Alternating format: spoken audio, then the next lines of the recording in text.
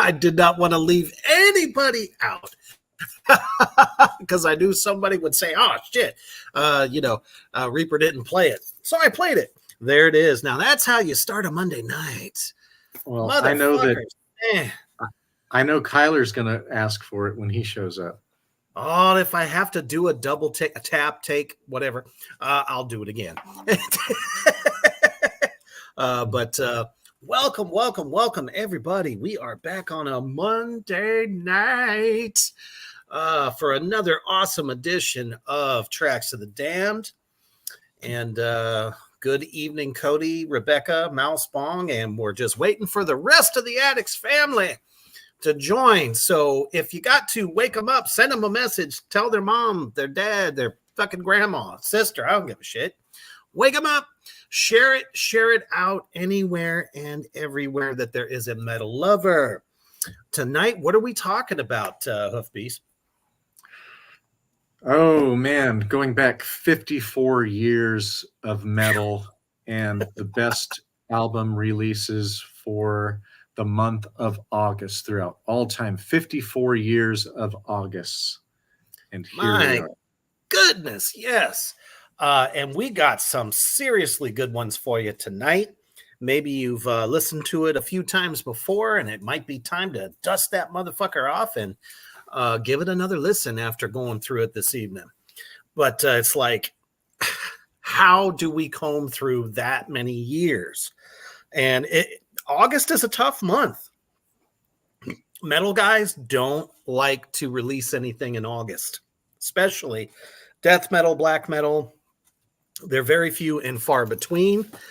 Of course, all the shit that sucks got released in August, but I think we've chosen some really good ones. Yeah, Belka in the house. What's going on, girl? She goes, Mousepong says 54 years, and I couldn't think of a damn list for it.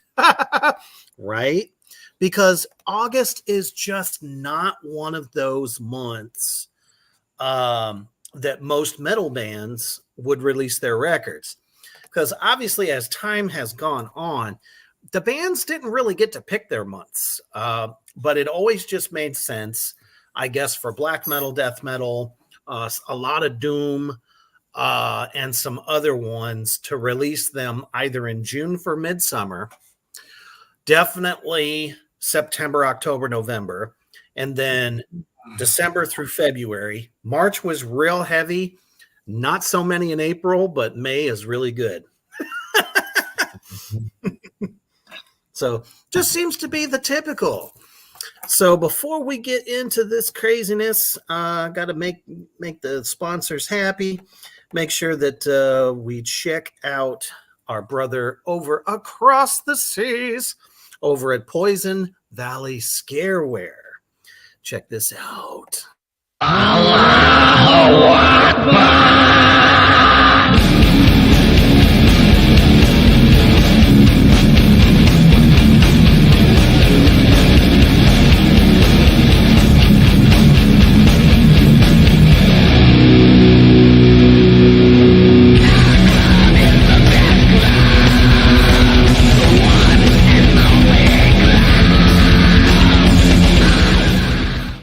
Hell yeah. So, like I said, I talked to my good buddy Dave, who is the owner and principal artist for that company.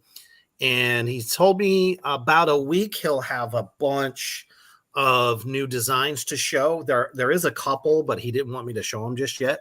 So it's going to be a new commercial very, very soon. But I'm sure I'll probably put some more Human the Hoof Beast on there, especially now that I got all the tracks back into my possession. Hell yeah. All I had to do was get rid of my Android and get a fucking iPhone back. Fuck. So Yep, I think I'm getting my iPhone in the next couple of days. Sweet. Hallelujah, I'd miss that thing. Dude, I thought I was swimming, drowning, without that fucking thing, because it is so fucking efficient. Nothing against those of you that are stuck on the Samsung, whatever the fuck it is these days. But iPhone is where it's at. Anyway, let's go ahead and kick this shit off right. And that's okay, Yabelka. We don't fault you for we don't fault you for having Android, but for business and the things that we do, it is way more efficient. It just really is. But then again, yeah. So also one more point, going back to the commercial, check out the new page. It's the same page, but now it is called Poison Valley Scareware. So definitely go over and check that shit out. God damn it, Babylon. Brown iPhone. Nah, we're not carrying assholes around. It's the person who's got the phone in their hand. Mousebonk says, I'm an iPhone user, but I have to admit that new flip phone is sexy. Okay, I do agree with you on that. Everyone that I've seen that has it, it's kind of like, this is cool. It's smaller. I can put it in a shirt pocket and not worry about it like ripping the damn pocket off. Yeah, and she also says, oh, wait a minute. Yabelka says, maybe one day I consider change to iPhone. That'd be cool. Give it a shot. Let's see. Babylon says, iPhone here, and I use a souped up iPad to record with. Look at you getting all techie. Kyler, he's here. You missed the ass. No, you did. Tyler, you need Cody says, hey, we filmed some good scenes on Samsung. Laughing my ass off. Well, yes, we did. We totally did. So I can't say too much bad, but like I said, efficiency wise in transferring files and shit, not to mention the built-in noise gates, iPhone is where it's at. Brother, start us off with your first pick of 54 years of August metal. Boy, nice. All right. From Sweden, we have a band in the 1st of August of 1991. And yes, they had the Heavy Metal 2 Boss pedal, patented Swedish death metal chainsaw tone. And I got to see these guys on their 20th anniversary tour. Oh, man. And Cattle Decapitation opened up for them. So I hung out, and a certain vocalist from one of the bands and I went and partook of the Devil's Lettuce. A lot of fun. And anyways, the band I'm talking about is a pretty big one in old school death metal. You're going to have a lot of tremolo picking along with mid-tempo death metal throughout. And I'm talking about Grave, and the album was Into the Grave.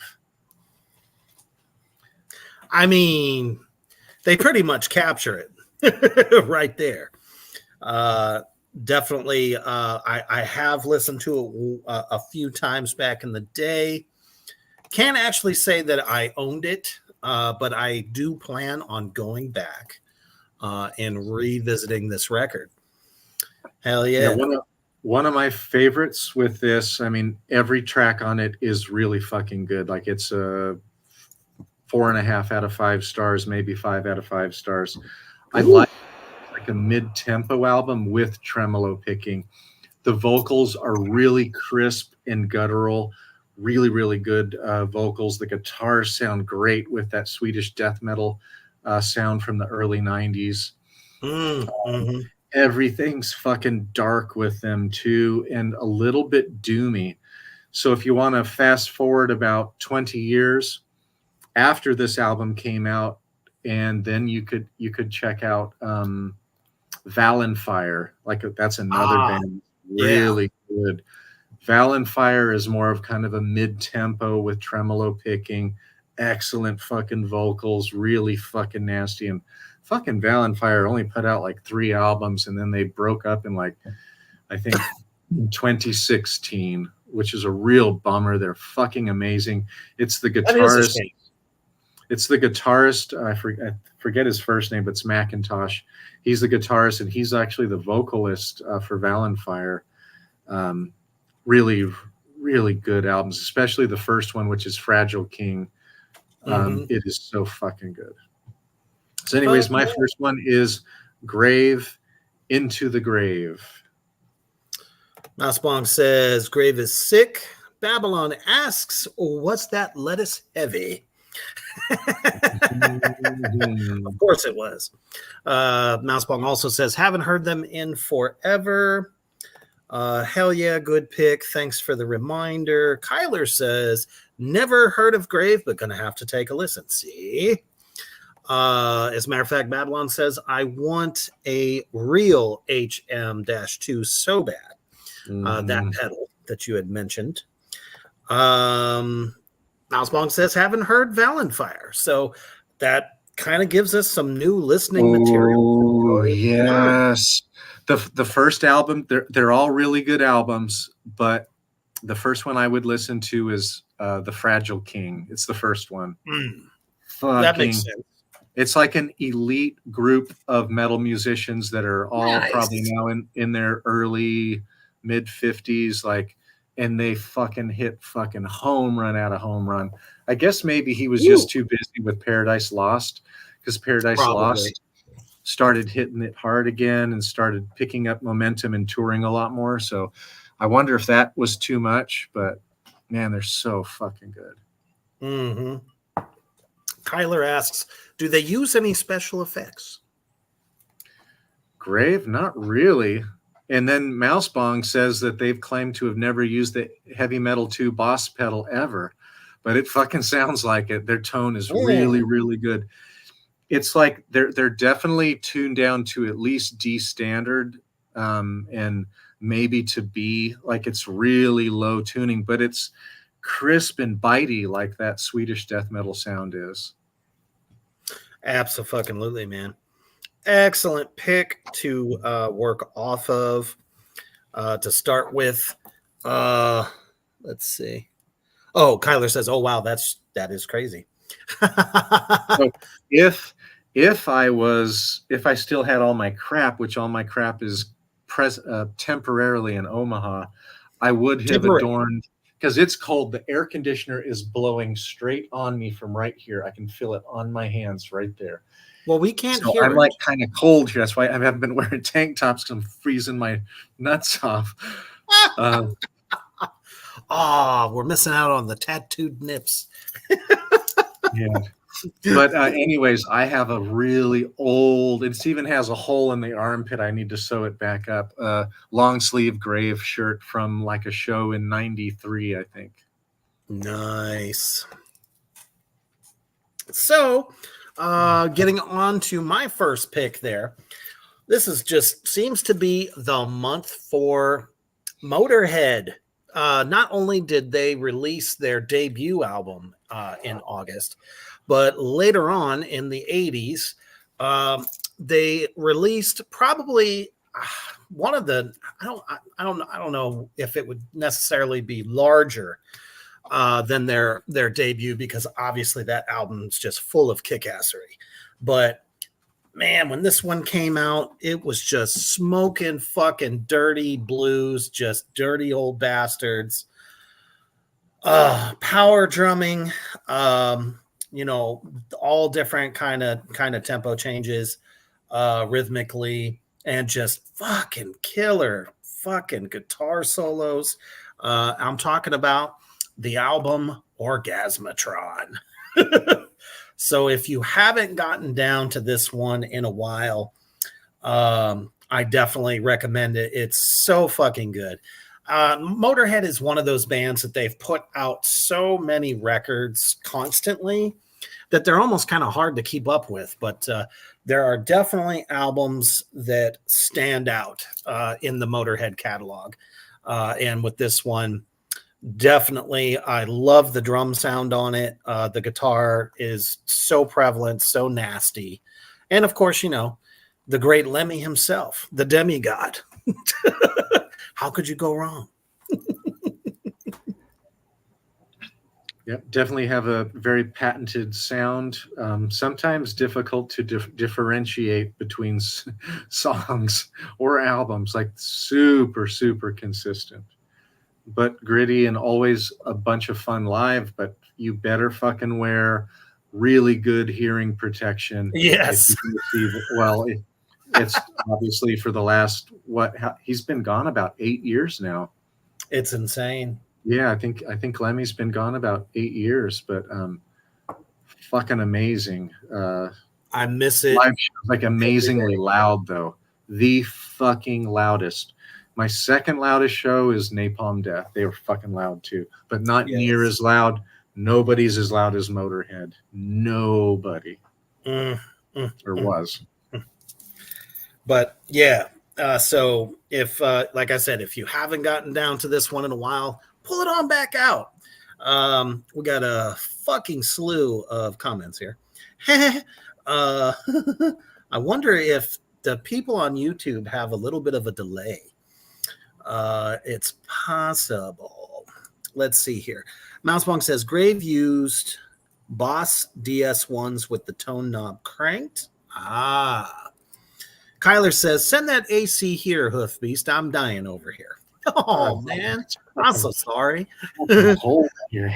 Mousebong says the lowest note in the riff in first riff of the Grave song is the B below the low E in standard guitar tuning. Damn. That's pretty awesome. Cody says, I share a birthday with Bruce Dickinson, apparently, August 7th. Discovered that earlier. How about that? How cool. It's possible these guys are playing 7-string guitars with a low B. That's typically what I would think they're doing. Likely that they've got 6 strings tuned to drop beat tuning. Yeah, probably. Babylon says, hey, Hoof, what that first Grave record to listen to? Yeah, this is their first. That would be their first one, Into the Grave. Mm-hmm. It's fucking classic. It's really, really good.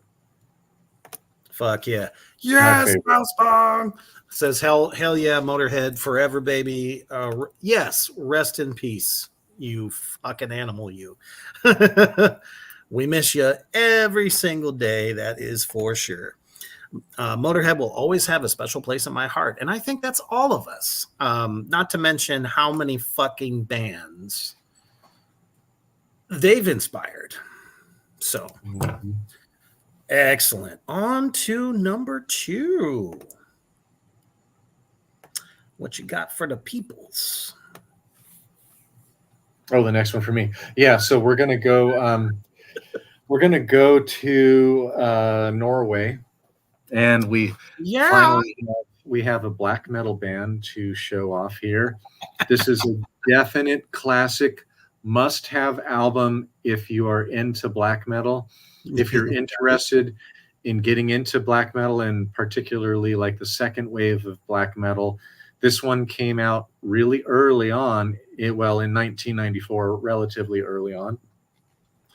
And the band ended up changing its sound entirely within about 8 years from this point. And I'm talking about Enslaved. You cannot read the logo at all, and the album is Frost. Banger throughout. So Loki is the first song that really gets me going from that album, and then of course, but everyone throughout. This one is a 4.5 out of 5 stars album. It's really, really, really solid. tremolo picking, really good vocalist, one of my favorite vocalists. And at times, like when I'm recording black metal vocals, I often try to channel the Enslaved vocalist. Like that's who I think of the most. He's relaxed, not hyper distorted when he does it. I think I have a little bit more venom that I throw out because usually my lyrics are really charged and they really fucking piss me off. So when I'm recording these lyrics, I fucking let loose with it. But this one is fucking amazing. It is Enslaved, and the album is Frost. And this is a definite classic. Probably maybe because I wouldn't consider their more recent stuff as black metal anymore. It's more kind of Right. black metal-ish. But I would consider Frost album is probably in the top 10, top 20 best black metal albums of all time, maybe. I would agree with that. I hold this one in very high regard, which I don't know how this slipped through the cracks in my research, but so many of these awesome fucking bands have people that are reporting online about, you know, some of the best releases. They're not picking all the good ones. That's for fucking sure. But yeah, I was going to say, even though that now, you know, people are not so impressed by them, which is unfortunate, but this album shines very, very high in their catalog. Let me see here. Mousepunk says, I almost thought about mentioning this one. I like a few of their albums. Says she needs to hear it again, but also the best parts of Enslaved. The vocals, yeah. Yep. I'm kind of weirdly routine, and when I want to hear Enslaved, I just always go to End Times. Gotcha. Yeah, for me, my favorite Enslaved is Axioma Ethica Odini. Oh, that fucking album is so good. Proggy, still has the black metal influence, but much more prog. Yeah, definitely. And I just saw them not even a year and a half ago. Good show. Yes, absolutely. Okay, so before these guys became the great Trans-Siberian Orchestra, they were a great fucking thrash band back in the day. And when I came across this, I had to say, you know, it's worth mentioning because very, very early Savatage was actually some pretty good thrash. Definitely what you would expect, very old school, you know, super high energy, fast, excellent riffs. I love the guitar solos they do. And just overall a great album. Let's see here. It's called The Hall of the Mountain King. It's one of their big opuses. So, in my opinion. So, if you've never actually really listened to them, or maybe you listened to them a long time ago, by all means, revisit this record because early Savatage is just really good thrash metal. Yep. I would recommend everybody's got to check it out. You know, there's a lot of thrash from that period that, and unfortunately, it's the more kind of popular stuff that I kind of go to all the time, and yeah, it's good to kind of open up to other stuff. Absolutely. Everything was not just fucking Slayer, Anthrax, and some of the other shit bands that were going on at the time.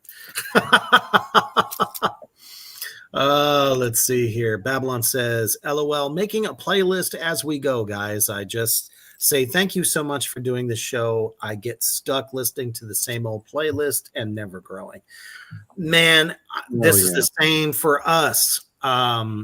You know, there are times where we're doing the research and stuff, and it's like, God damn, haven't gotten down to this shit in a while.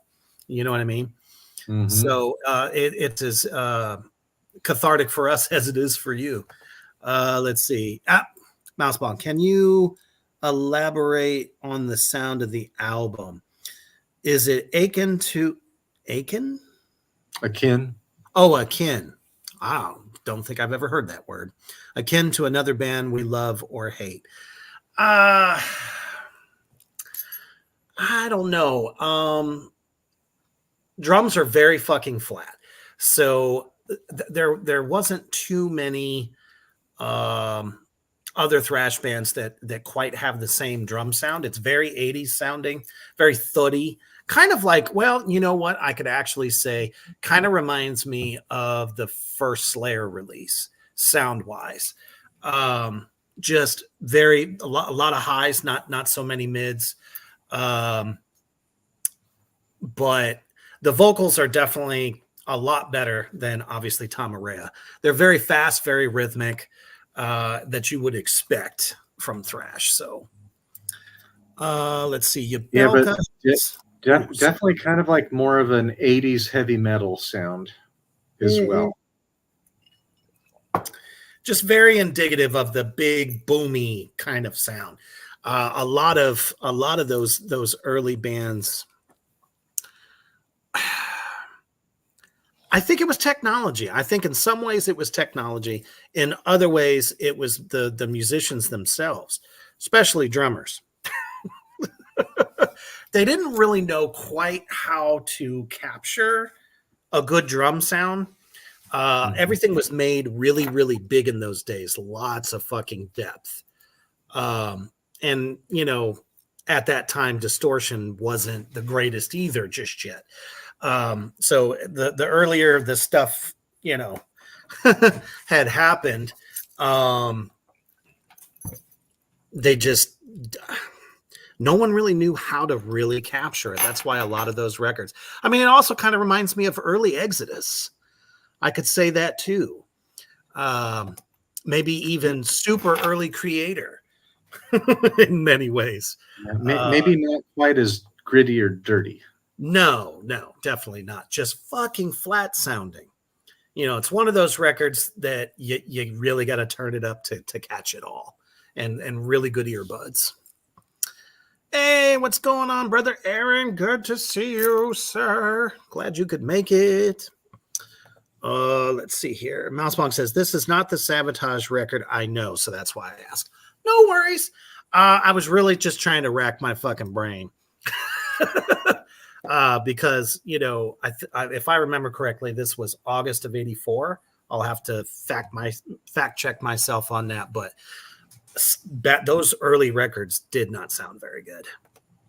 Roadrunner or Road Racer, I think, was the one label that really captured a better sound for a lot of these more, hardcore bands, sound-wise. Because if you think of Fatal Portrait by King Diamond, which came out right around the same time, the drum sound, the guitar sound is very kind of suppressed. It's very clean sounding.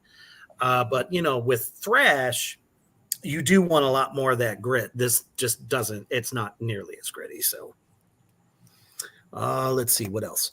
Mousebong says, okay, right on. Thanks. I get what you mean. ESP with the highs. Yes. Everything just seemed like it was all so high up and there was just no range for the guitar. So that's why it used to get, if you remember those big fat fucking earphones that we used to use back in them days, everything got distorted as fuck if you just cranked it as much as you wanted to. Aaron says, I'm making a melting fizzy face for Killer Cox. Yes, we love to hear that, man. Your creations are top fucking notch. And loving my Tracks of the Den. Hell yeah. All right, what you got for us, brother? Oh, my next one is another prog band. Mm-hmm. And out of Canada, the guitarist is no longer with us, Really Oh, iconic guitarist, amazing guitarist. that was a damn shame. And this is probably their 5th or 6th release. It came out on the 3rd of August, 1993, and I fucking loved it. I didn't like that they didn't use their digital stuff anymore, but these guys do definitely have a spacey sort of sound, but very prog sound. Yes. This album's really good. I wouldn't say it's a 5 out of 5 stars, but it's probably like a 4 out of 5 stars album in my opinion, but it's really good. It's not near as gritty or heavy as Roar or Dimension Hatros or even Nothing Face, not as gritty. It's a more clean sounding, but it's still really, really good. And I'm talking about Voivod, The Outer Limits. Remember when I got this, they made a big deal with it. You got a tiny pair of 3D glasses with it. And I got it on cassette. So those fucking 3D glasses were tiny. And I know they're trying to make this more like cartoony look, but it didn't do anything really special. It did make the alien's head look more like round inside that kind of glass bowl. But yeah, this album, it is on purpose spacey. They have an alien on the front of it, so it's spacey right away with that. Reminds me of like old comic book or old sci-fi movies. Yeah. And these guys will slow down quite a bit, and they'll use like little clean tones in there, clean arpeggios here and there. And I don't know. I just always loved this album. I have almost every album they did. They lost Snake, their vocalist, for a little bit of time, and I did buy one of them, but they weren't the same band anymore. I tried to see him last year, but I just flipping missed him. I forgot why. That changing of the guard sometimes really does make a huge difference. Mousebong mentions Voivod Chronic from August of 2000. Yeah. Nice. Yeah, I think they may have had the other vocalist for that album. So I don't remember. I only have one. I don't remember the name of it because I don't have my library with me right now. I could go grab it. Yeah, I really like Voivod. My favorite album is Nothing Face. So if you're new to Voivod, Nothing Face is really good. I would say the last 4 albums they've done are pretty damn good as well. But Nothing Face, Dimension Hatros is probably my second favorite. The Outer Limits is probably my third, and Angel Rat's probably my 4th favorite. Hell yeah. Definitely one of those bands that shined and stood out from the rest of what was coming out at that time. That's for fucking sure. I wasn't able to get this slide up, but since we mentioned some good death metal that came out in the 80s, since we're still kind of in that decade, I did my entire list today by decade: 70s, 80s, 90s, 2000s, 2010s. But I think we've drawn your guys' attention out there in the Morgrot universe to a band, a good American death metal band. I know we're always thinking of like the Swedish and all that stuff, but this one came out in August of 87, I believe it is. Don't quote me on that. I may have to fact check myself again, but we have mentioned this band before, and it's one of those bands that might not be on everybody's radar. I'm sure Mousebong, though, and of course, Hoofbeast, you definitely know, and possibly a few others, but Atheist, Piece of Time. Damn it. Son of a whore. You can kind of see it. There we go. There we go. The artwork, oh man. I can only remember a handful of times where bands have used a clock as their front cover. And it just seems crappy, shitty, stupid looking, pretentious maybe. But theirs is a little bit more. I love how the light coming down from the actual timepiece Looks like it's creating something within the Stonehenge that sits below it. But not only that, we're talking about just a great death metal band. Kind of somewhat borders on a little bit of thrash here and there, but it's definitely heavier vocals, harsher vocals, and just very good riffing, very chuggalicious. And all around, just a really good sounding record too. So, I would, if you're a death metal fan, period, especially early death metal like Death and some of the others, Obituary and whatnot, you'll definitely dig this record as well. Yeah, so this album in particular is a pioneering album. These guys led the fucking way, hands down. Nobody else did it as early or like they did with introducing jazz into the band. So Roger Patterson is the bassist for them, and he died in an accident in, I think it was like August of 1990, maybe. And in 2 months, they already had Tony Choi come up from Brazil, a really great bass player, and he recorded Persistence of Time, which was their second album. But Roger Patterson, so fucking good. And live, he's a fucking animal. Of course, plays with his fingers. Really complicated stuff. And he was the heart and soul of that band. They had already written the whole album. And so all Tony Choi had to do is listen to the demos, figure out what Roger had been doing, and then record that. So it's really sad. I saw them about 10 months after Roger had passed away, and I talked to Kelly Schaefer, he's the vocalist, about it. Kelly Schaefer now has like really bad tendonitis in his left hand. No, in his right hand, because he's a left-handed guitarist. And he no longer plays guitar for Atheist. And they're actually on tour right now. Hell yeah. We came through a couple years ago with Carcass. But this album is fucking prog, fucking death jazz with it does have a thrashy character as well. They do have a bit of thrash in there. But they were groundbreakers. I fucking jumped onto them right away. I did a stage dive when I saw them. They opened up for Cannibal Corpse on the Butchered at Birth tour. I did a stage dive with only about 7 or 8 people in the audience. I landed on my feet. But I had to get on the stage for them and try to stir up the crowd of 8. But yeah, and that's badass and sad all at the same time. Yep. And boy, does this band ever love the fucking Devil's Lettuce too. Oh, I'm sure. I have no doubt. At least you didn't end up like Jack Black in the movie School of Rock, where he stage dives and no one catches him and he just hits face plant on the fucking ground. But yeah, as a matter of fact, funny thing that they opened up for Cannibal.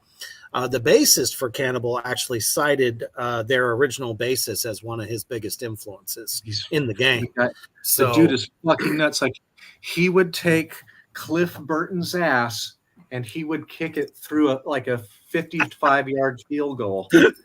Fucking Roger Patterson is an amazing fucking bassist. And Steve Flynn is their drummer. He was fucking sick. He was introducing jazz character into the band that in no other band was playing drums. Then Sean Reinert utilized those cymbals. Yeah. And Sean Reinert comes out like 2 years later with Death Human.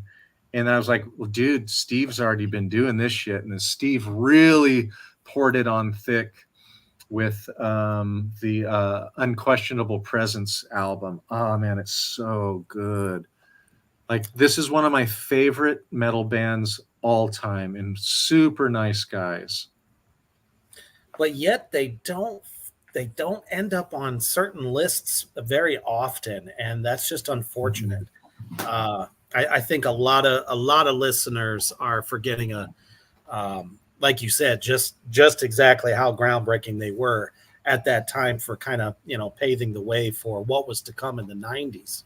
Yeah. Um, You know, one of the most underrated bands all time. I mean, like Alex Webster's. Alex Webster will tell you, you know, any of our, I'll bet you David Vincent and Trey Azagot, those guys will talk about them. They all knew everybody. These guys are from Tampa, the Tampa area. Also, Kelly, Steve, and the guitarist all were going to one of those music schools, like Music Institute. Yep. They all were at that, and they were all studying jazz. The lead guitarist, Kelly Schaefer, played guitar and handled vocals, and then Steve. All of them were friends together, kind of like Reaper's favorite band, Dream Theater, when they were out in Berkeley together. Well, if they were going to school in Florida, then it was probably one of the branches of MIT, Musicians Institute.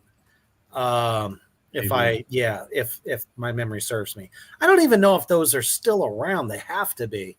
I know Berkeley didn't go anywhere. That's for sure. But yeah, Mouse Bong, School of Rock was fucking cute.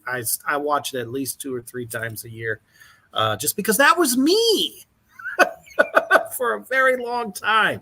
And there's so many moments that I was like, well, I guess I kind of appeared to be a Jack Black every now and again in my approach.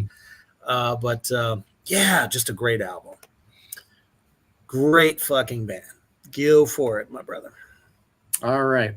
I don't know if you were able to get that image up for Soilwork. Oh, yes, I did. All right. Yeah, sorry, guys. It's my fault that it's blurry. I didn't have time to go back and find a better one.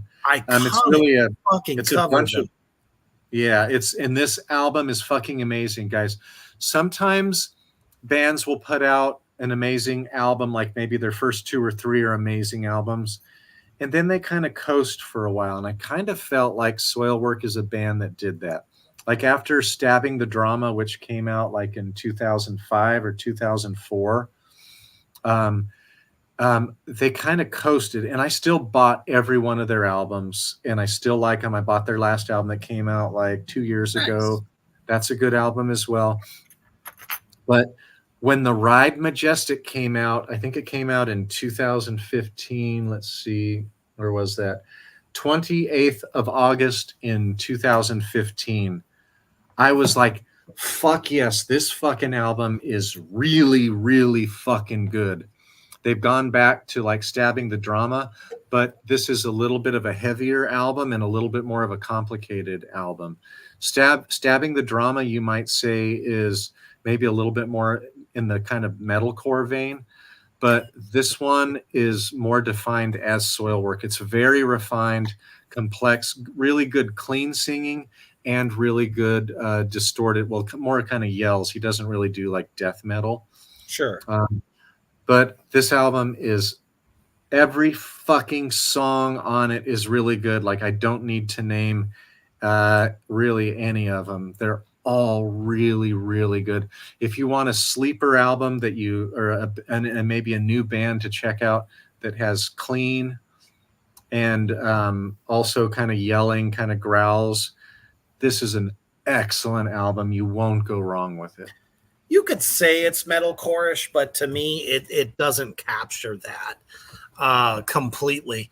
I think they just had a very good non-pussified way of doing what they do compared to what, you know, the metalcore of today is like. It was harder. They still had attitude. You could still tell that they, you know, were fucking angry or just attitude-ish kind of dudes in the delivery of the things that they sang about. Musically, definitely much better than most metalcore bands. You really couldn't take this record and put it up against a lot of these nickel and dime bands that are out there today, and I know everybody has so much love for that. But Soilwork, though, much heavier. I definitely got a hell of a lot more respect for them. Cody says Soilwork is that album you put on a just fucking throw down at life. Yeah, like I said, they're not whining, they're not crying. They're just like telling you about, what they experience. Could really definitely kind of be in tune with it. Let's see. Earlier Soilwork is for sure melodic metalcore, which isn't always bad. I like the anti-fascism themes. Yeah, exactly. Mm-hmm. Like I said, they're not really whining and crying, and that's what all these metalcore bands today are like, in my opinion. That's just me, though. Everybody else out there, you're allowed to love what you love. Nothing wrong with that. All right. Now Lizzie has joined us. Oh, shit. I thought she was there the whole time.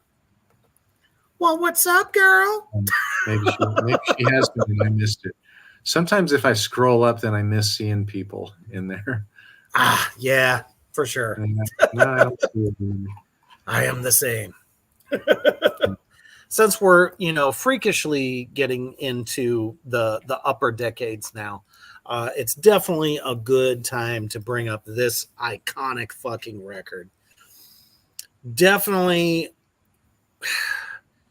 for the first couple of albums of their early days from their inception, this band hadn't truly come into their own yet.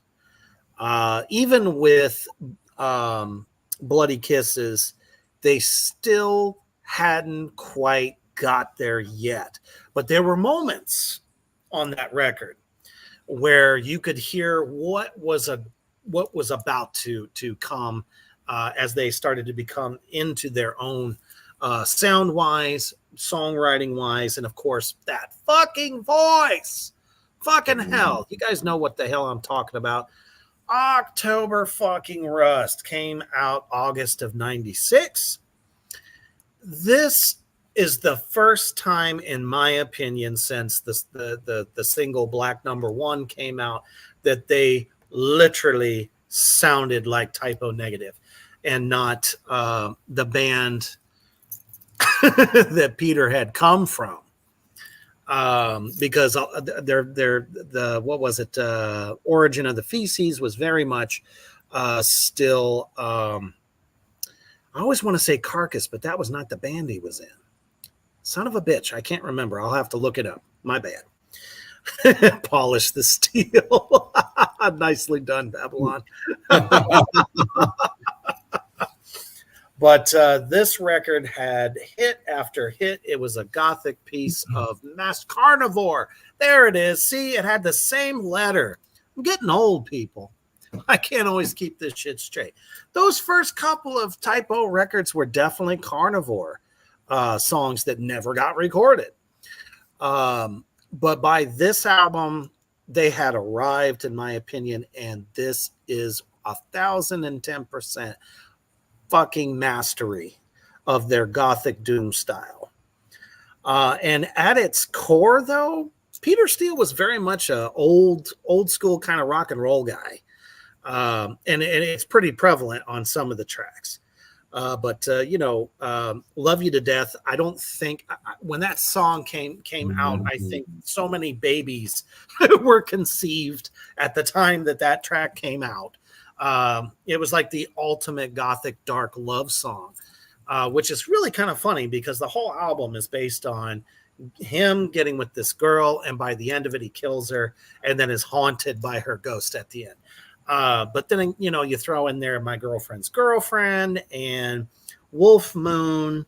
It's just so many classics came off this fucking record. And, fucking Cinnamon Girl cover. How good was that? Mm-hmm. So nasty, but fucking darkly sexy in a metal way. So if you haven't gotten down to this one in a while, put that sumbitch on and let St. Peter take care of you. and Typo Negative is a band that does a great justice and maybe even improves fucking other people's work. Oh, They big do time. a really good job because they make it typo negative, and typo negative's pretty fucking unique, especially with Peter Steele's voice. But this fucking album, I remember the first time I listened to it, first listen through, fucking amazing album, excellent album. And it's kind of like if you're listening, like I listened to a lot of really, really dark music. Mm-hmm. And this is a nice, it's still heavy. It's Yeah, got the low in end, its way. but it's kind of like a, you know, a little bit of a release and a little bit of relax. But I love this. Absolutely. Very, very good album. If you're It's not into typo negative, and this album would actually be a really, really good intro. good place If to you're not start. into Yes. typo negative. I mean, and it could be very aggressive in its own way. And it was really in those tense moments that were so fucking slow. You know what I mean? The slow grooves, the slow rhythms. Mouse Bong says October Rust is a masterpiece. Yes, indeed. I want Kenny's signature chorus pedal, but it's like $400 or more. Well, shit, yeah. It's got it's Kenny's fucking signature, of course. And Babylon also says, I agree with Mouse on that. It is definitely a masterpiece. So if you're a super heavy listener, you know, this would be a great way to take a break. You know, just like Hoofbeast said. So, all right, what do we got for him, brother? Well, what we have next is a band that we've dogged out quite a bit lately. But then we also came back and we said good things about it just last week. Yes, we did. And then this is the only album that where I really like Joey Belladonna's vocals. I thought he did his best work on the Persistence of Time album. And Anthrax came out with the Persistence of Time album on the 21st of August, 1990. I thought the production was outstanding. I thought the sound, the songwriting was much more memorable and catchy and groovy and chugalicious than that shitball that you brought out the other time, the one with the swirling kind of targets and shit like that. Where's that? Oh man, I know exactly what you're talking about. The whole band on this record got serious because they got caught in this little State world. of Euphoria. State of Euphoria is the shit was album. fucking awful. It has one good song and that's it. Yes, and I was like, also they kind of became a joke band. No one was really taking them seriously on that record because I mean the lyrics were stupid. I mean I get it; they were having fun, but by the time we got to this record, it seemed like they got a bit of their cred back. And then, of course, John Bush comes in and just ups the game 1,000 million times. But they squeaked a good one out. Yeah, this is a good album. Like they did. God, who is the guy? Just had his name. He's a rocker. He's kind of like Jackson Brown. Jackson Brown's Time album is one that they covered, and they knocked that cover out of the park. It doesn't even sound like Jackson Brown very much. Like, I'm sure it don't. I think that's who it was. But Time, I fucking love that, and I was in a band and we played that song as a cover. Easy fucking song to play, which as most Anthrax albums are. But Blood, Keep It in the Family is a really good song. Yep.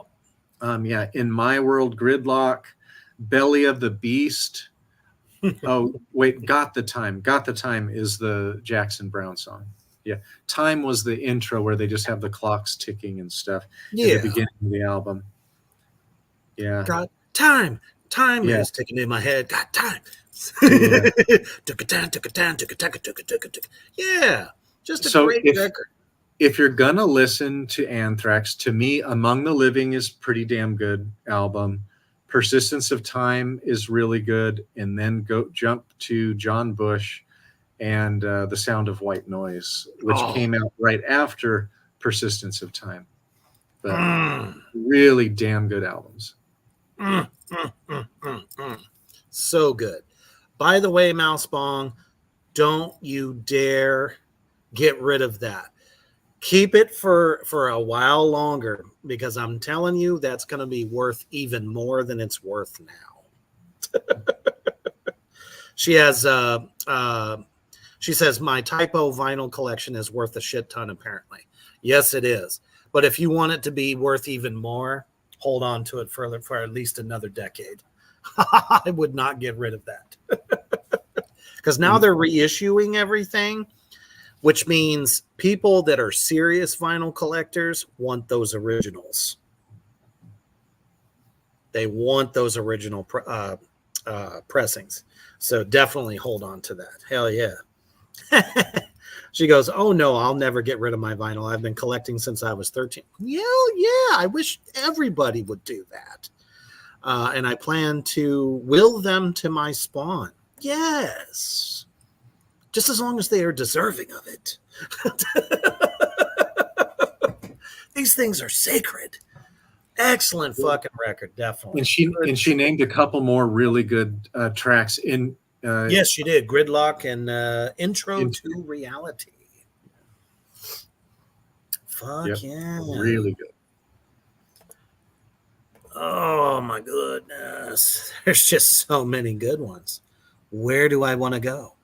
Oh, I know. Let's take it back into the realm of death metal, or black metal, actually, because this month is not very black metal heavy at all. And I mean, it makes total fucking sense. Now, obviously, what was it last year? I think it was 2023. Blut aus Nord put out a fucking banger of a record in 2023. I didn't want to mention that one, other than making, I guess, more of an honorable mention because it's so recent. But I wanted to go back a little bit, and I found this fucking gem. Fucking gore guts, man. Colored Sands. Now, when I showed this to Hoofbeast earlier, he was so fucking excited. You want to go ahead and tell him a little bit about this record? This album, I think, is 2 albums past Obscura that came out in '98. And it's really good. It's a little bit more refined than Obscura. And he's using vocals now that are a little bit more deep and kind of garbled than what he did. But Obscura is fucking amazing. But Colored Sands also is an excellent, excellent album. I'm trying to remember. I think Colored Sands also has a symphonic piece, because he is also a producer or composer. Sorry. Yep. And he actually studied classical music in, I think, Quebec. And yes, Mouse Bong, Blut aus Nord, that fucking album is really fucking good. That album is like it's like a crazy fucking horror soundtrack. Yes. One of the best from last year. But I was like, I came across that and I was like, son of a bitch. Yes, finally something completely dark and so fucking heavy. And I agree with that comment 1,000%. From Obscura, obviously that was a great fucking album, but this one just seemed a little bit more, like you said, composer driven. Even in just the fucking, oh damn it, Mouse Bong. She mentioned one of the ones that I got. I was all fucking excited. She already mentioned it. But that's okay. We'll give credence to it, of course. Yeah. We'll have to show the album cover, because you already showed me you had the album cover for the Wild. I do. And what a fucking album cover. I love it so much. But definitely more refined, very technical. And the symphonic stuff, I don't mind with them on this record at all. So it's not real heavy laden.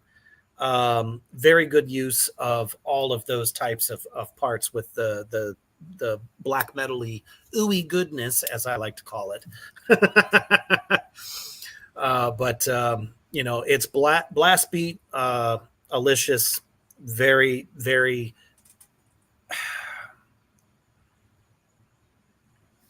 I'm speaking in rhythm, so I want to make sure I don't fuck it up when I say it. Just really good use of space is what I want to say. Both in riff and with the drum changes, because sometimes it sounds like it's going two different directions, but they're not super progging it up. But there are just some moments in there. The fucking fills they come out of nowhere, and it's like, whoa, what just happened? And the vocals are fantastic.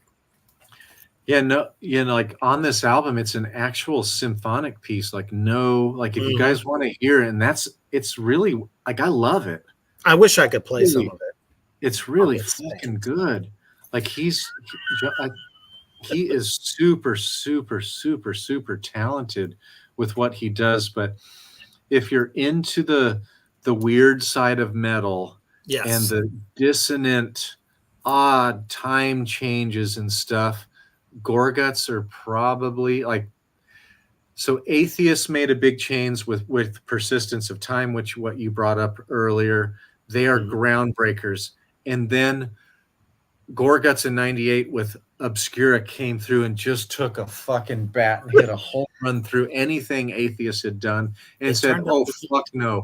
You think that's fucking pioneering? Here is fucking avant-garde pioneering fucking metal.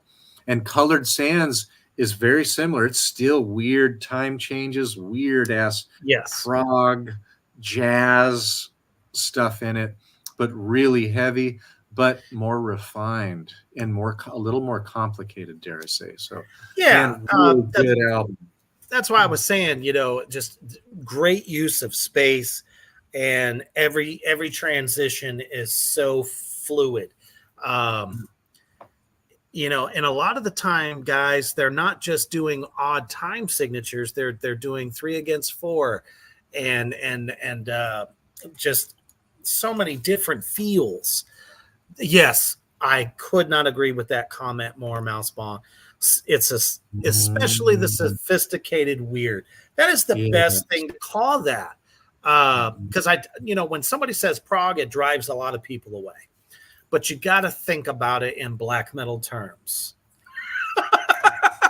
It just makes it that much more amazing to me. And you hear a lot of other bands today, you can't tell me they don't, that took some pages out of this record. Yeah, I saw them in probably like '91 with their first album, and they were really good, but they weren't anything special. They were just straight up old school death metal. And then when Obscura came, I was just like, holy shit, this is good. This is bizarre, pioneering. Like, I love them. I'm hoping they have a new album. I need to actually research and see.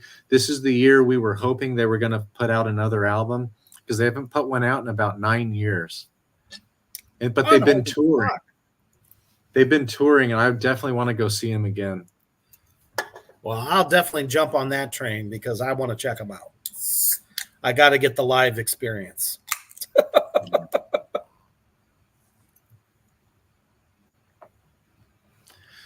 All right.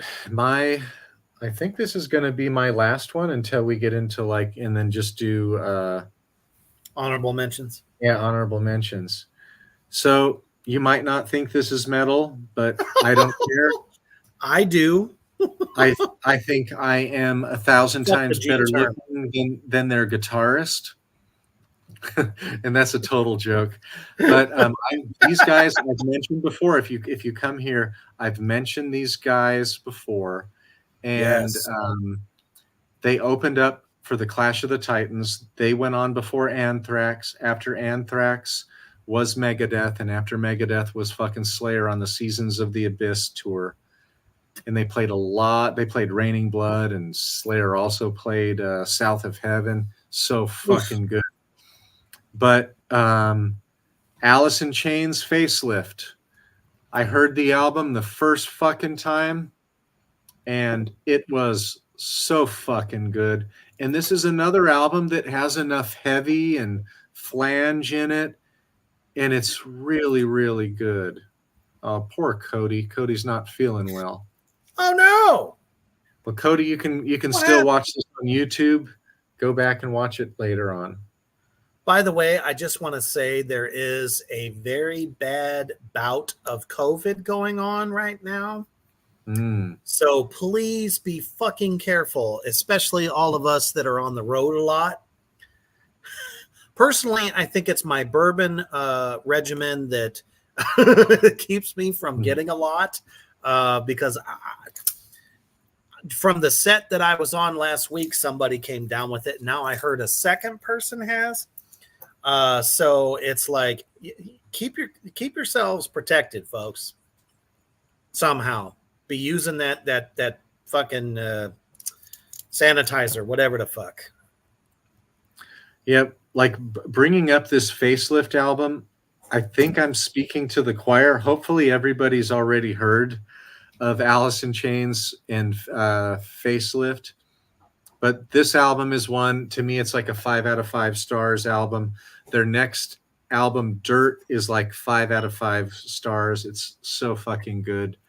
And when they played, I walked down and got really close to where I could see Jerry Cantrell and Lane Staley like right up close, because not everybody was there. I think the arena, I saw them in Atlanta, and I think the arena was only about half full when I saw them, but fucking amazing album. I have loved those first 2 albums ever since then. They're fucking bangers.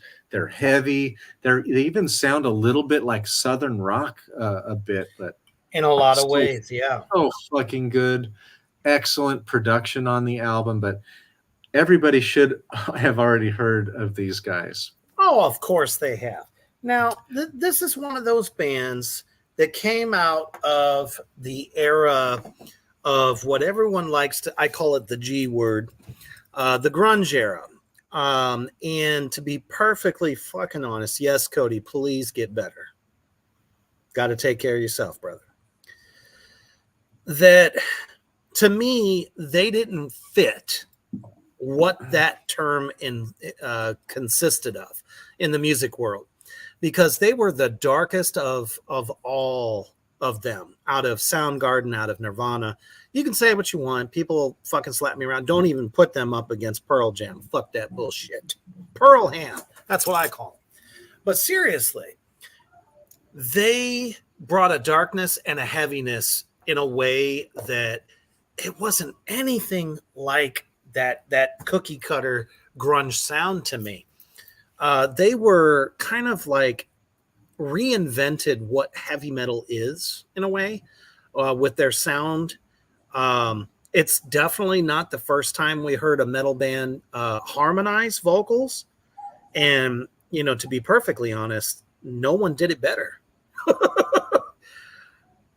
Because I seen them live. And yes, I actually went to the Lollapalooza tour to see them, just to catch them and Tool, because I saw them both at the same time.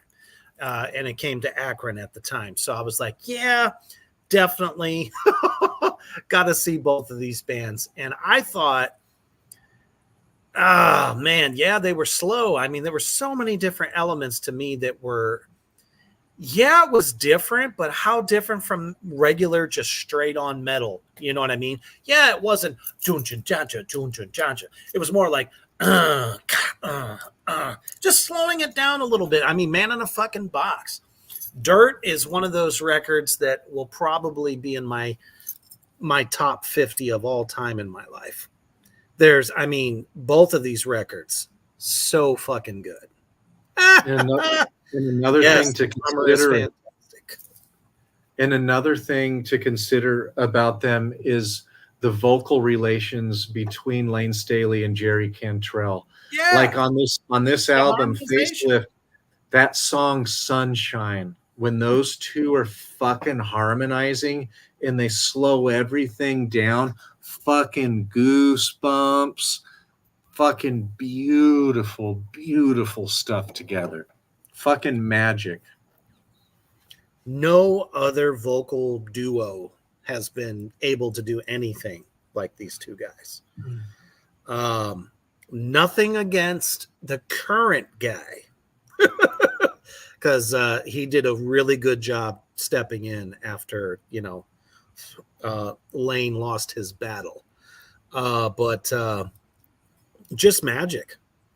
Mousebong says, yep, the drummer is so crisp and creative. Very much so. For being a simple player, very creative in his rhythms. I played in, goodness gracious, I had to cover them all through high school because, I mean, it was popular. And everybody wanted to play fucking Man in a Box or Wood. Wood was like my favorite fucking track of all time, even though that was on Dirt. But still, just so many good songs. And there was that blues element to Jerry Cantrell, very evident on his solo record when he did his solo record.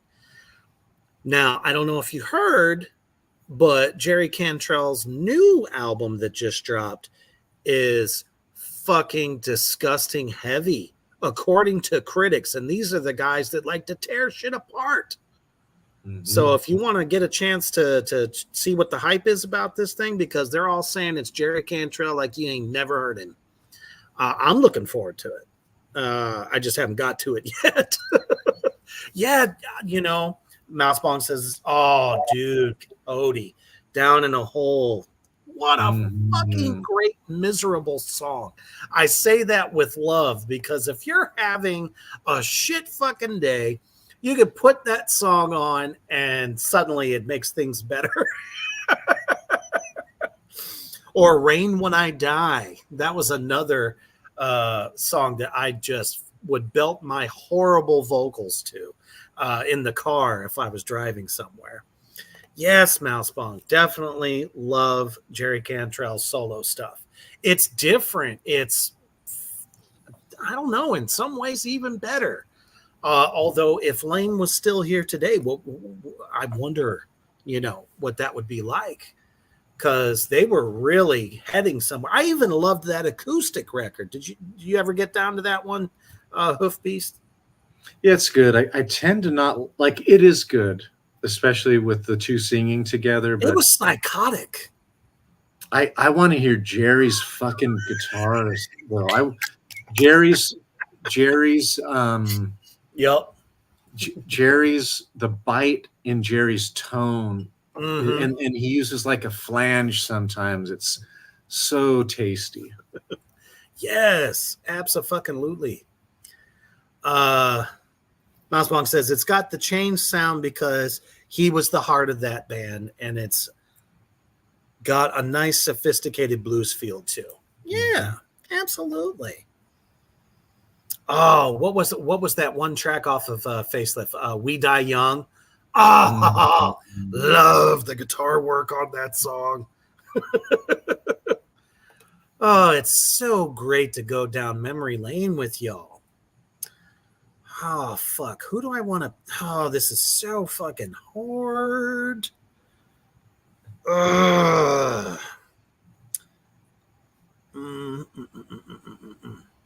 my goodness.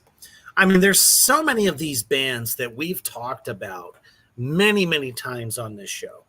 And I think I'm going to go ahead and choose this one to be my fifth, especially because one of the greatest tour spots in New York City has officially closed their doors. They can't keep it going, and it's a fucking shame because some of the greatest bands have graced the stage at this place.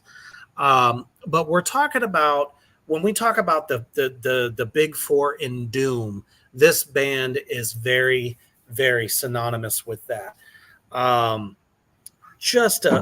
they got more of a metally kind of a guitar versus the traditional Doom sound that you would get with a lot of big staple Doom bands.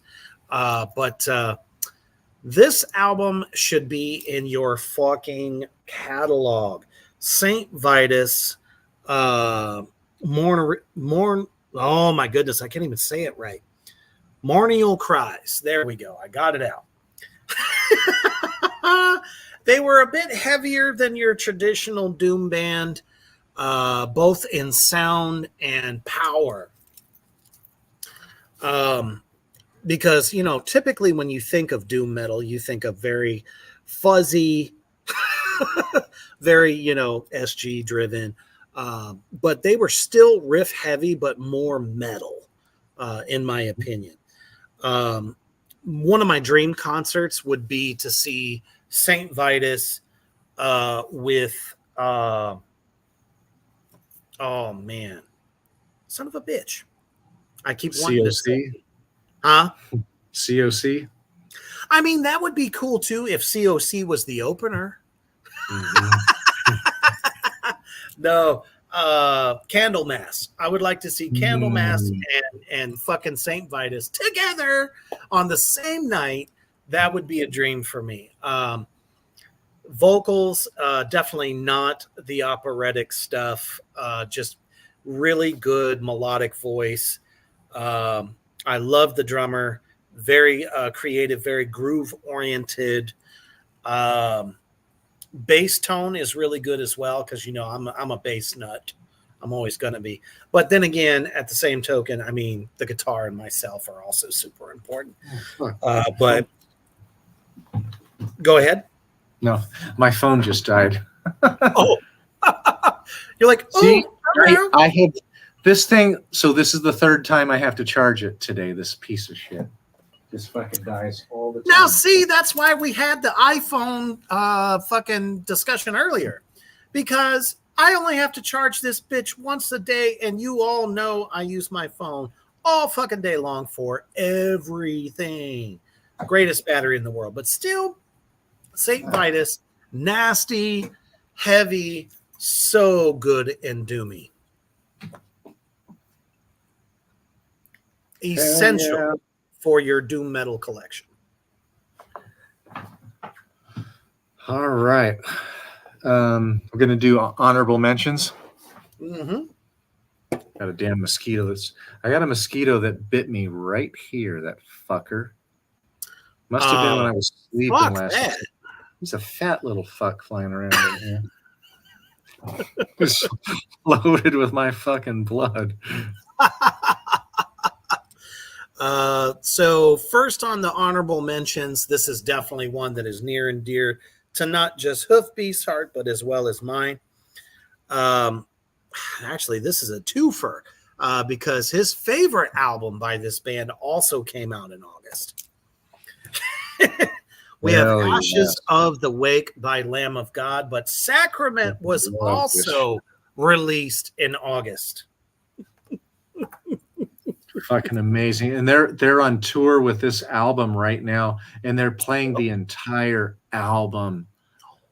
I really want to catch the show. And the same thing, like Mastodon's playing the entire Leviathan album. It's fucking breaking my heart. They ain't coming anywhere near me. Fuck. Yeah, they are. Are they? Yeah, they are. Yeah, they're in Omaha. Like in 10 days.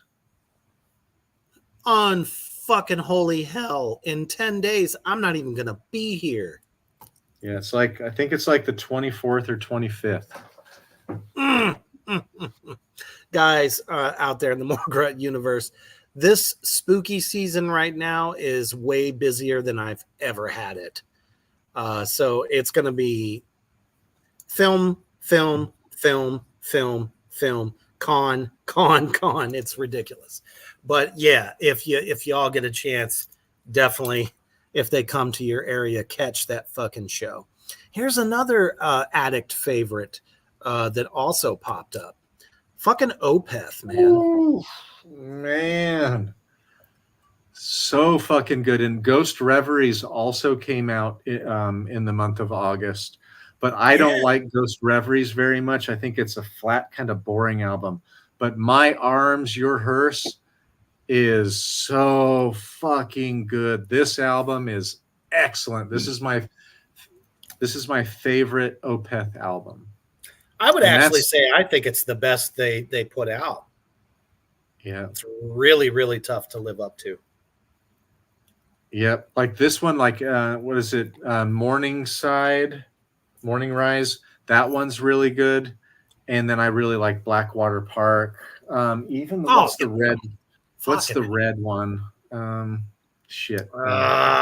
Yeah, all the Orchid is the first one. Orchid sounds like they're more melodic in that one and a little bit more kind of good Metallica influence, not shit Metallica.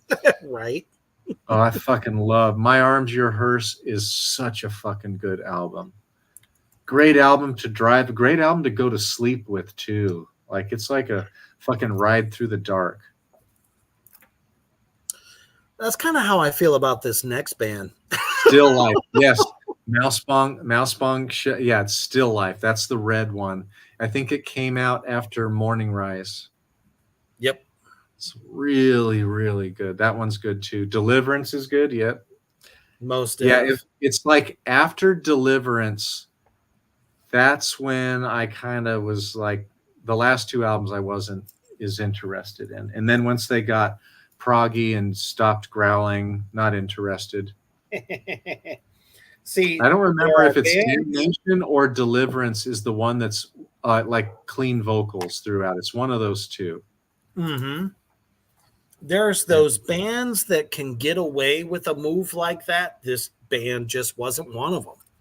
Mm-hmm. But you know, these early records, if you guys out there in the More Right universe have not gotten down to it and don't understand what we're saying, please check it out for yourself. The early fucking records, especially this one.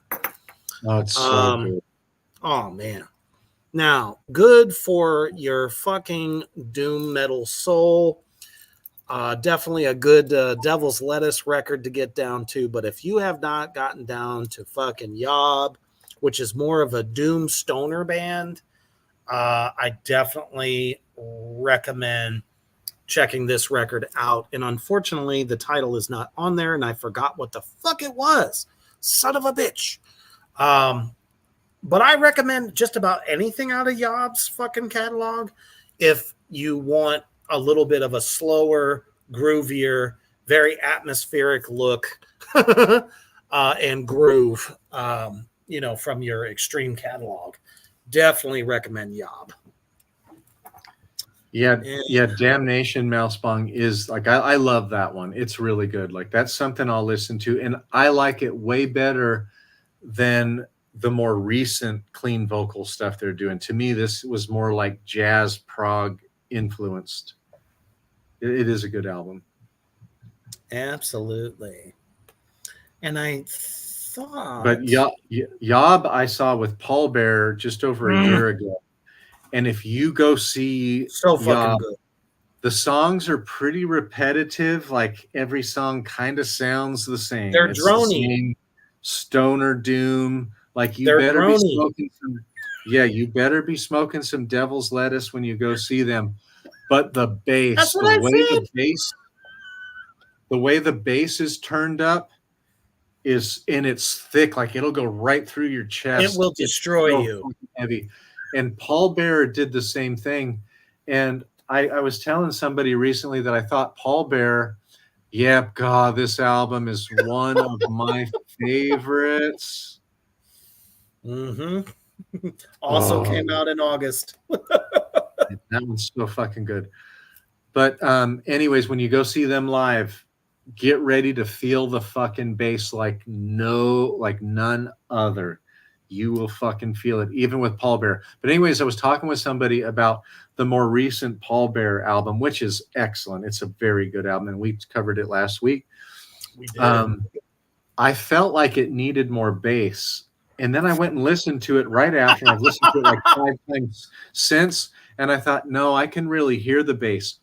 What I was really trying to say, thinking back about it, was you can't substitute the bass that they produce live on an album. Mm-hmm. And to me, it was way better live. Their fucking sound was so nasty and driven by the bass. It was like a whole new level for Paul Bear, especially. I was gonna say that I sometimes forget that not everybody out in the Morgott universe knows this, but you know that you're at a fucking stellar doom metal show when the bass plus that fuzzy fucking guitar blows your wig back, sometimes making you look like me. You know what I'm saying? It is just, I love that feel. There's nothing like it. It's gonna be loud. I almost kind of like feel a Motorhead presence when it comes to that. But they, some of the pedals and shit that they are, that the fucking heads, those orange heads especially, are going to fucking hit you in the chest with all the warm fuzzies, like you had a fucking vibrator strapped to yourself the whole time. And you just kind of like get caught in this tractor beam. It's fucking amazing. Love it, love it, love it. Reaper, I'm never having a vibrator strapped to myself. Neither am I. No. Neither am I. But I'm just. But if you guys want a track, and this is my favorite track for Paul Bear out of all of their songs, it's Worlds Apart, and it's on the album that Foundations of Burden that Reaper just showed you, the red one. Mm-hmm. Worlds Apart, that fucking song, and they played it live when I saw him last year. Oh God, it's so good. See, I knew Mousebong would enjoy my comment.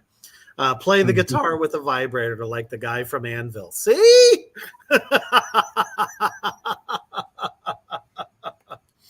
Now, as a matter of fact, thanks to Mousebong, that was a great segue to this next one. She said, Canatonia-esque. Well, as a matter of fact, Tonight's Decision came out in August as well. Oh, I just fucking love that front cover as well. Very Edgar Allan Poe-esque, in my opinion. Definitely a celebrated band that we have talked about many, many fucking times. Super like cool. A very prog death doom kind of album. Yep. And then they switched not too long after that and added in more clean vocals. Which is why I was glad that this album came up. And not one of those. Cody, are you trying to shit on my night? Oh no. What happened? He brought up Sleep Token. Damn it, man. Stop it. They have a graphic novel being released. What? Is it all fucking with masks? Because that's about all you're going to get. Now, I could see Ghost pulling a move like that, which, by the way, there was a Ghost record that came out in August, the month of August as well. But no. Yeah, see, I totally agree with you, Mouseball. She said, oh, fuck, Tonight's Decision is beautiful. Yes, it's a great fucking record. Yeah, right. She says, I bet Sleep Token's novel will be very 50 Shades of Grey inspired. That's what I was saying. It's just going to be a fucking sex book. Who fucking wants that? Not from those little skinny fucks. You got Reaper with Dream Theater, so I had to. See? Way to go, Cody. Yes, corny, very. Who wants to fucking see that? I know I don't. But I'm sure there's a horny teenager somewhere that's going to want it. But I would much rather get down with this one, Watain came out with an awesome fucking record in August as well. Probably one of the first black metal bands to do it, especially this day and age. And this was brought up by Mousebong earlier, The Wild Hunt. What can we say but motherfucking bad ass? There is nothing about this band that I don't like. Mm-hmm. Powerful fucking stage presence. Shit. This record all of the visuals with their stage. The arpeggio. He needs to leave the animal blood alone, though. In there. Yeah. I think he's gotten sick like a bunch of times. And I think I read that article like in 2010 where Daniel was talking about getting sick from his jacket. Yup. Having pig blood. Yeah, I have never seen them live. They were supposed to open up for Mayhem and with Midnight, and they fucking couldn't get in our country. Fucking bullshit. I bet they're so pissed and they never want to come to America again after that. Like all of the blame them. And the preparation to go overseas and play. Oh, Mousebong, I feel so bad. Oh, she said she got drenched in the pig's blood from that show and puked on the singer. Yes, as well as you should have. Guys, as much as that seems really fucking cool, it's not when you actually get hit with it. That's the one thing about Sam Hain that I just don't understand. How the hell Glenn, Eerie Vaughn, and the rest of Sam Hain did not get sick from doing that show where they would take, bits of it and throw it on themselves. The smell alone, unholy fuck. But damn it, super cool as an effect. Now, I think we'll close it out with this last one because it's the last one that I have. I think it is, yeah. So this is one that is also near and dear to most of our beings as far as the Morgrat universe goes. Tool, Fear Inoculum. It's fucking Tool. There was a little bit of gripe about this record, but still, at the end of the day, it's Tool. It just seems a little bit uninspired to me.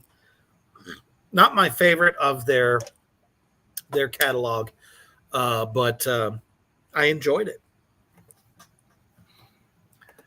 Yeah, I fucking love that album.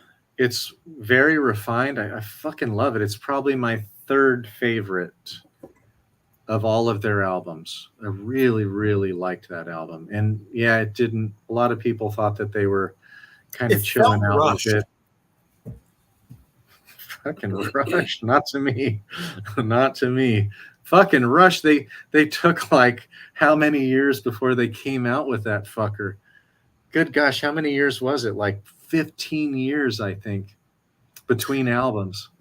Yep, because Maynard kept pushing it off.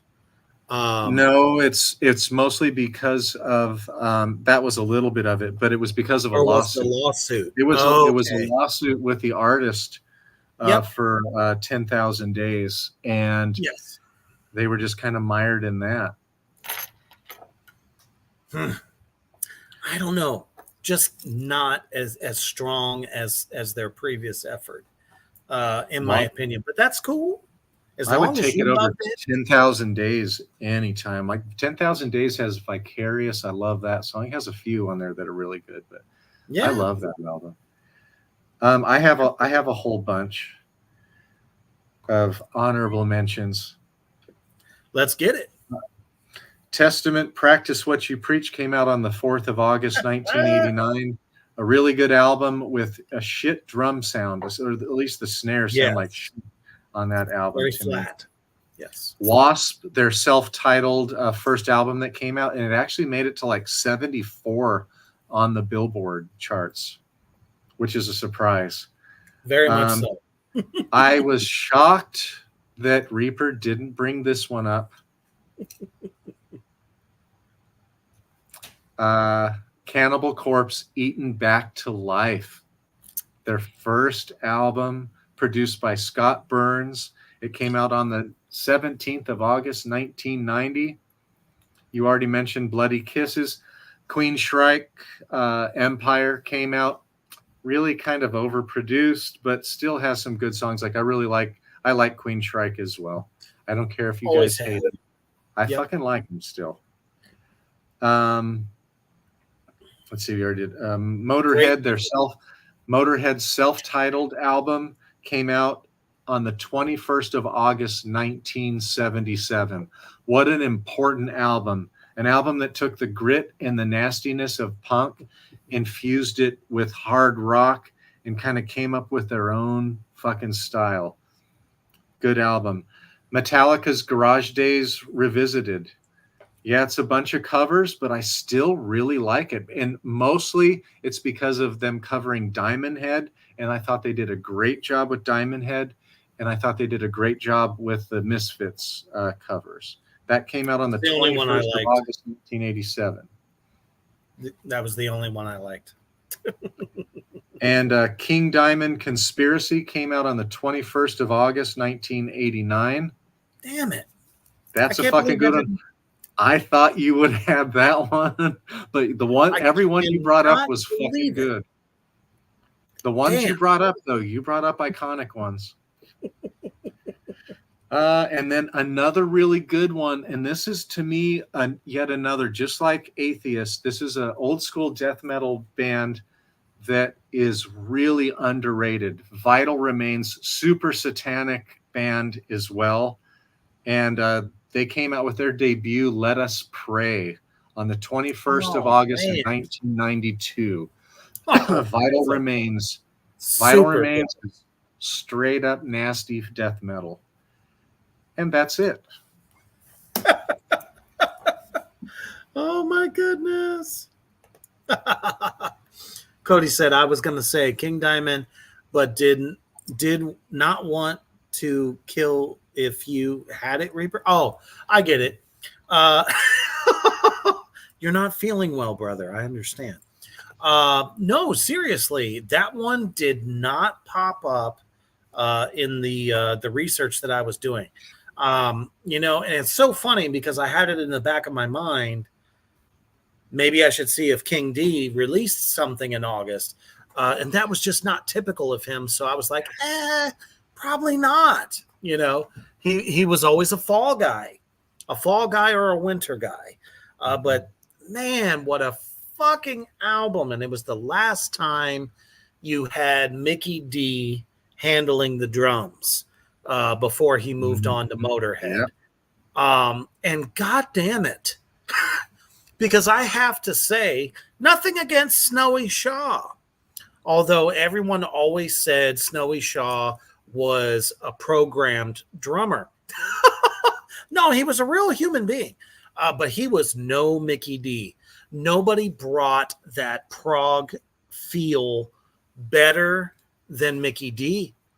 And unfortunately, the way King was going was just not the direction that Mickey wanted to, which is why they parted ways.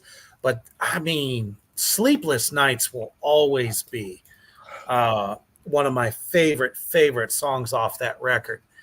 And again, when I mentioned Orgasmatron earlier, it was almost a twofer because, that first Motorhead record definitely started something that no one else was doing at that time. So many fucking Motorhead records came out in August. He was always there and he was always re-inspiring us all. But that record will always remain super iconic. Wasp. God damn, there was nothing cooler than that fucking Blackie Lawless, man. You know, Blind in Texas. I Want to Be Somebody. Anthemic songs. Mhm.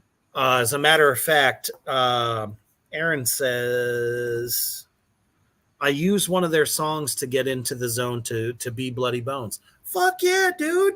He was scary. I agree with you, Mousebong. She says, Blackie Lawless is a crazy dude. And he was. He was not afraid to go against the grain. Didn't give a fuck. Was on PMRC's hit list. Nothing wrong with that. I did happen to see that, but I didn't want to go too 80s heavy in my list, but I'm glad you brought that up. So fucking good. And they're on tour right now. And that was another thing that you had brought up that I thought was so cool is some of these iconic bands are doing albums in full, their best. At first I thought maybe it was a fad thing to do, not, feeling whatever newer music you've put out. But at the same time, it gives new generations a live experience to experience those records that we experienced a long time ago. You know what I mean? We were young at the time, and they were just touring on those records. It would be really fucking cool to see some other bands do the same. One of my favorite things that I would love to see is have Merciful Fate tour on Melissa. Holy fuck, would that be an experience? Because I was never allowed to go. So I never actually got to see any of those songs performed live. To this very day. Now, I've seen King D, don't get me wrong. And I got to, hear him play a lot of the classics that he's done, but and Come to the Sabbath. So I was happy, to catch that. But other bands too. Actually Iron Maiden did do that. They did what was it? The Legacy Tour, I think it was called, where they were doing certain albums in full. Mm-hmm. So actually not a bad thing. And if any of these bands come your way, guys, fucking go. I'd love to see Cannibal do that. How cool would that be? Oh, yeah. Whole album. Oh, man, it would be fucking insane. When many great bands. When I saw Mastodon for the second time, it was on the Crack the Sky tour.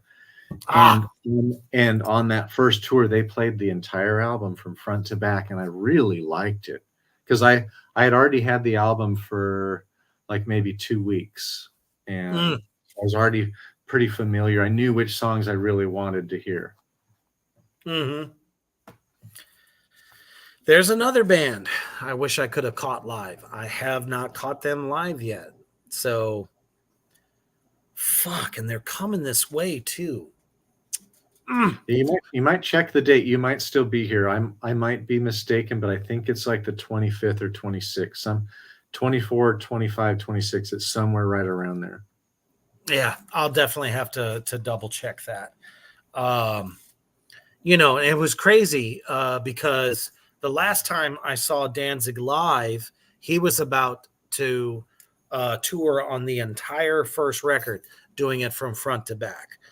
That's something I wish I would have got to see. No, I'm sorry. He was about to do How the Gods Kill in its entirety. And the night that I saw him, he did like 3 or 4 tracks. He was like, oh, you want to hear a few more? Let's do it.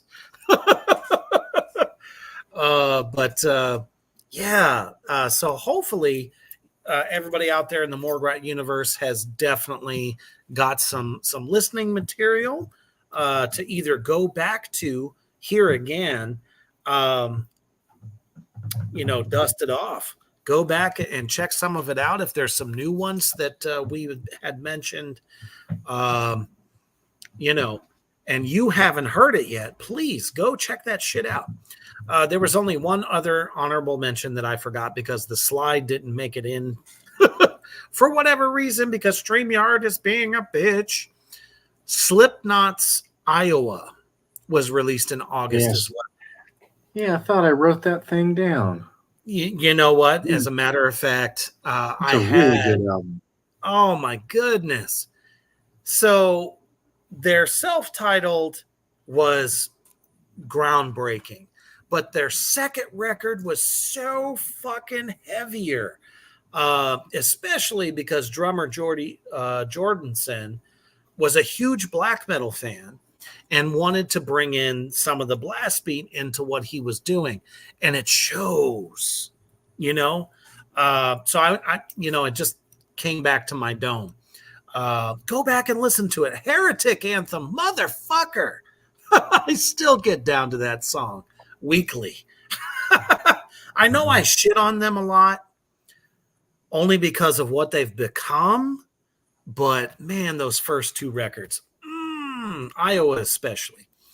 So hopefully, we've given you guys a lot to think about. Mousebong says Iowa was heavy. I'll give them that. Cody says Iowa will forever be their fucking legacy album to me. Yes, that's exactly right.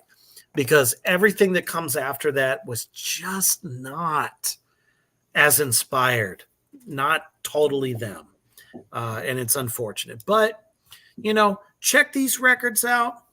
I think we're going to have to do an album review for our next show, because from what I could see online, there are some more releases that have come out this month that are notable for us to do a review on. And we will definitely be back next Monday night. Thank you guys for joining us on a Monday night. Fucking Mommy Milkers Monday. Feels so good to be back on this day. But don't forget, the week is not over. Reapers Underground is going to be live in effect this Wednesday. I have the great, great actress Bridget Lynn joining us. She is going to be one of the stars in the upcoming sequel to Circus of the Dead, Billy Pond's wonderful clown universe. And it is so dark, so awesome. You're going to love it. So definitely tune in Wednesday night as she joins us. And then, of course, it's Time to Sin on Saturday night for the goddamn program. Let me just tell you, as a side note, this past Saturday shattered the goddamn program viewing record. It was unfucking believable. You guys are so much fun, such a fucking blast. So definitely join us Saturday night. But if you're getting ready to make your commute tomorrow morning and you're just feeling a little, I don't know, not ready to do it, the most thing that you must always remember, don't take no shit. If you got a coworker that fucking you can't stand, give them the finger. And always remember to do it by staying heavy.